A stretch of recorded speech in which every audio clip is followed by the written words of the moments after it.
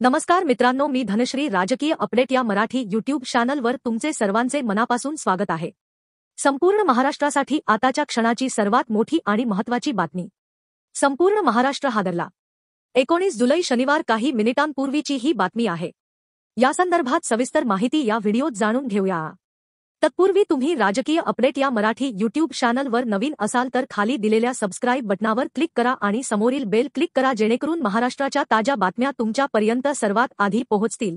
तर चला सविस्तर बातम्या जाणून घेऊया. पूर्वी ज्येष्ठ नागरिकांना हृदयविकाराचा झटक्याने मृत्यू होण्याची संख्या जास्त होती. मात्र गेल्या काही वर्षांमध्ये तरुण पिढीमध्ये हृदयविकाराच्या झटक्याने मृत्यूची संख्या झपाट्याने वाढल्याचे दिसून येत आहे. नुकत्याच राजस्थानच्या सिकर जिल्ह्यातील घटनेने सर्वांना सुन्न केलं आहे. सिकर जिल्ह्यातील आदर्श विद्या मंदिरात 4थीच्या वर्गात शिकणाऱ्या 9 वर्षांच्या मुलीचा हृदयविकाराच्या झटक्याने मृत्यू झाला आहे. शाळेचे मुख्याध्यापक नंदकिशोर यांनी दिलेल्या माहितीनुसार शाळेच्या मधल्या सुट्टीत 9 वर्षांची मुलगी खाऊचा डबा उघडताच काही क्षणामध्ये तिची तब्येत खराब झाली. त्यानंतर तिने जगाचा निरोप घेतला.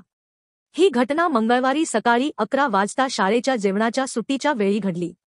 मुख्याध्यापक म्हणाले की सर्व विद्यार्थी त्यांच्या वर्गात जेवण करत असताना ती मुलगी तिचा टिफिन बॉक्स उघडत असताना अचानक बेशुद्ध पडली.